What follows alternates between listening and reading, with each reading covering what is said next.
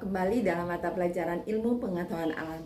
Pada pertemuan kita kali ini, kita akan melanjutkan materi pada bab 4, suhu dan kalor. Dan hari ini kita khusus akan membahas tentang perpindahan kalor dan termoregulasi.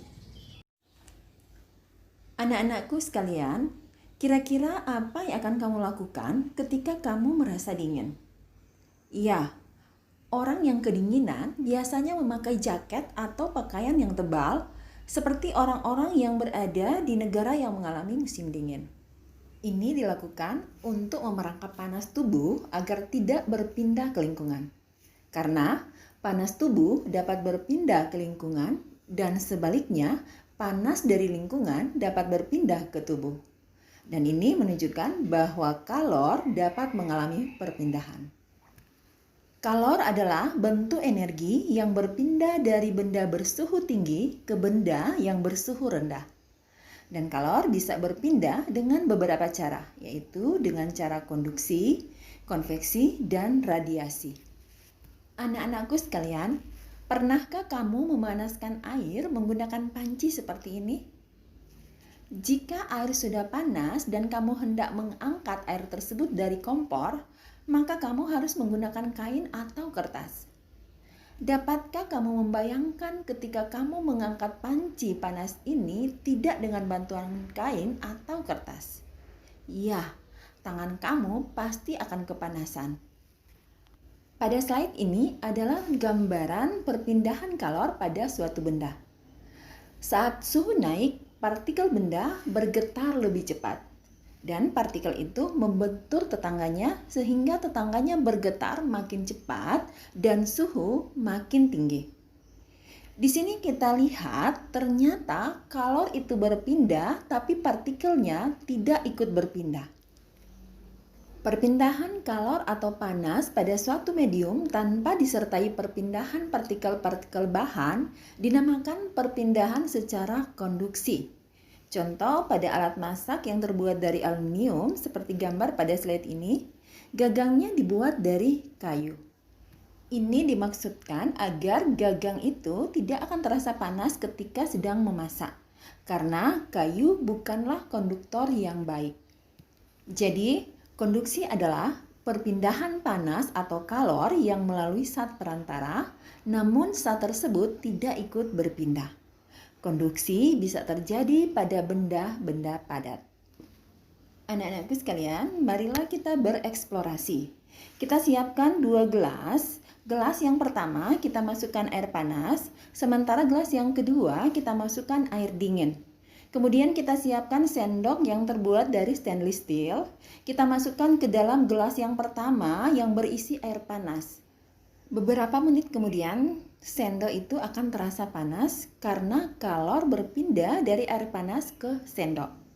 Kemudian kita angkat sendok itu, kita masukkan ke gelas yang kedua yang berisi air dingin. Selanjutnya, perlahan-lahan sendok itu akan menjadi dingin karena kalor berpindah dari sendok ke air dingin.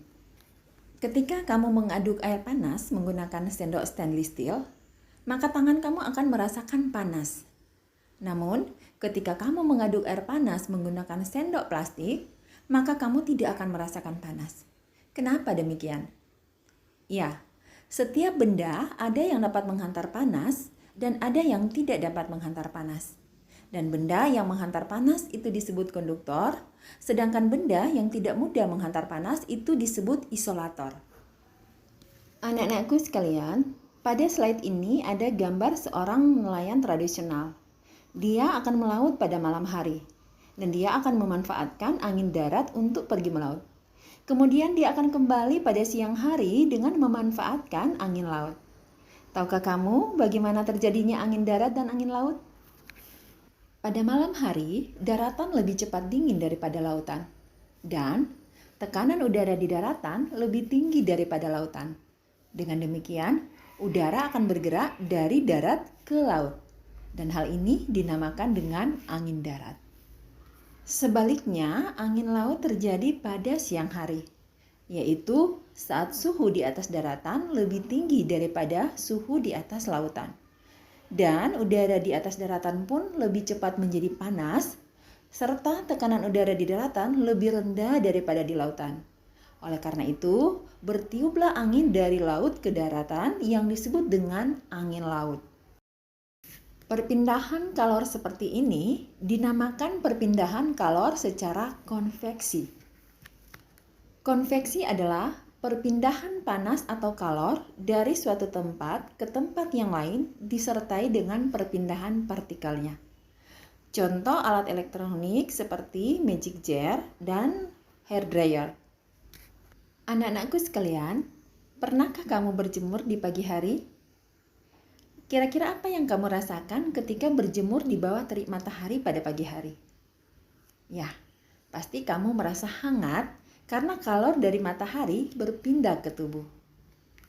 Ingat, cahaya matahari dapat membantu pembentukan vitamin D yang sangat bermanfaat bagi kesehatan.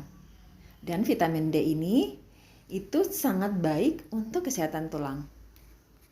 Anak-anakku sekalian, bagaimanakah kalor dari matahari berpindah ke bumi? Bagaimanakah kalor dapat berpindah dari jarak berjuta-juta kilometer dan dalam ruang hampa udara? Hal tersebut karena kalor dapat berpindah secara radiasi.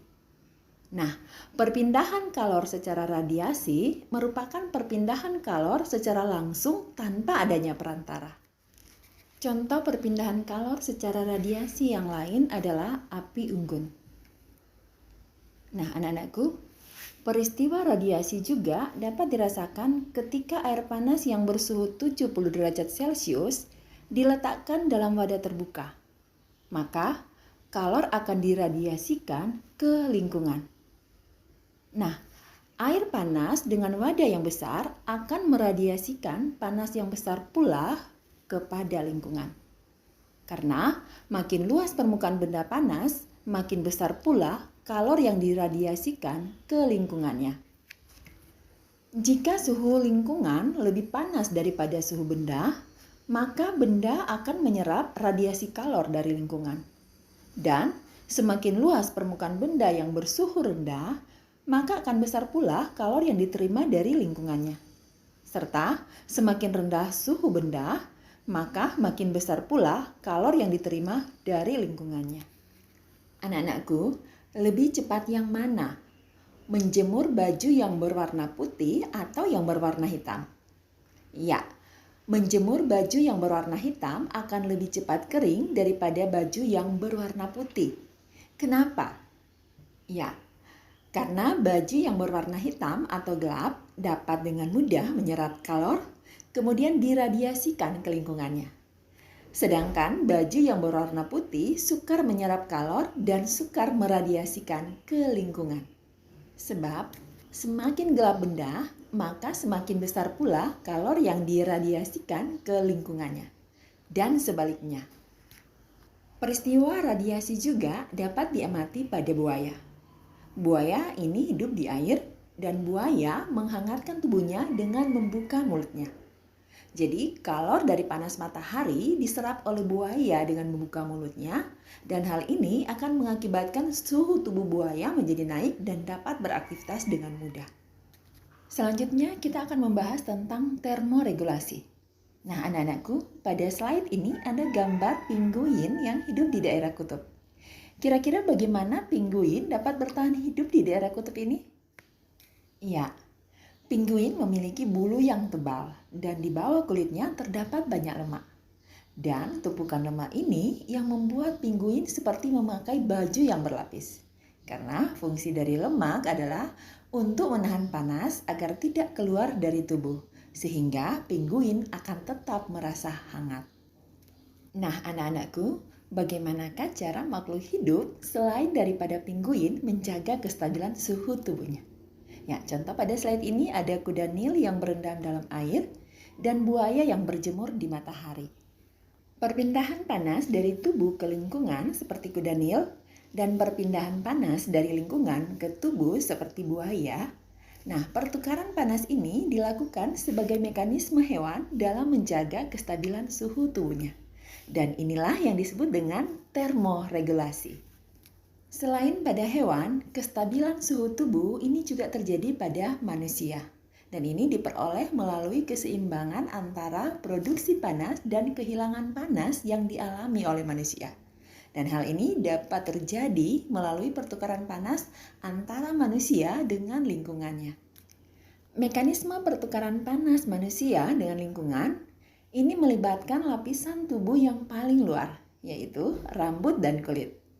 Nah, kulit manusia memiliki kelenjar keringat yang memproduksi keringat ketika tubuhnya mengalami kelebihan panas. Dan keringat yang keluar dari tubuh akan mengalami penguapan dan ini dapat mengurangi panas dari tubuh. Proses berkeringat pada manusia ini diatur oleh hipotalamus dalam otak karena dapat mempengaruhi kerja kelenjar keringat. Nah, hipotalamus yang menerima rangsangan kenaikan suhu tubuh akan mengirimkan signal kepada kelenjar keringat. Selanjutnya, kelenjar keringat menyerap air, garam, dan sedikit urea dari pembuluh darah dan mengubahnya menjadi cairan keringat yang dikeluarkan melalui permukaan kulit. Tubuh manusia tidak hanya merespon pada kelebihan panas, namun juga merespon kekurangan panas. Nah, anak-anakku, apa yang akan terjadi pada tubuhmu ketika kamu merasa kedinginan? Iya, tubuhmu akan menggigil ketika kamu kedinginan dan rambut di kulitmu juga akan berdiri. Menggigil terjadi sebagai respon tubuhmu untuk menghangatkan tubuh, yaitu dengan cara kontraksi dan relaksasi otot secara cepat untuk menghasilkan energi panas dan memicu aktivitas organ tubuh. Selanjutnya, rambut yang berdiri ketika kedinginan atau biasa yang disebut dengan merinding, itu juga merespon dalam mempertahankan panas dalam tubuh akibat kontraksi otot di pangkal rambut. Mekanisme menjaga suhu tubuh pada hewan terjadi dengan menjaga perolehan dan pelepasan panas dengan lingkungan, seperti halnya pada manusia. Nah, berdasarkan pengaturan suhu, hewan dikelompokkan menjadi poikiloterm, yaitu berdarah dingin, dan homoiterm atau berdarah panas. Hewan poikiloterm atau hewan berdarah dingin adalah hewan yang suhu tubuhnya dipengaruhi oleh suhu lingkungan, seperti buaya, kadal, ular, dan katak. Sedangkan hewan homoiterm atau hewan berdarah panas adalah hewan yang suhu tubuhnya tidak dipengaruhi oleh suhu lingkungan, seperti anjing, kucing, sapi, dan ayam. Pada hewan homoiterm memiliki kemampuan untuk mempertahankan suhu tubuhnya melalui perolehan dan pelepasan panas. Contohnya, anjing yang kelebihan panas tubuh akan melakukan pelepasan panas dengan cara terengah-engah atau menjulurkan lidahnya. Contoh yang lainnya yaitu pada paus yang hidup di lingkungan yang dingin dapat mempertahankan panas tubuhnya karena memiliki lapisan lemak yang tebal. Demikianlah pembahasan kita kali ini, semoga bisa dipahami dengan baik. Kita akan bertemu kembali pada pembahasan berikutnya. Sampai jumpa.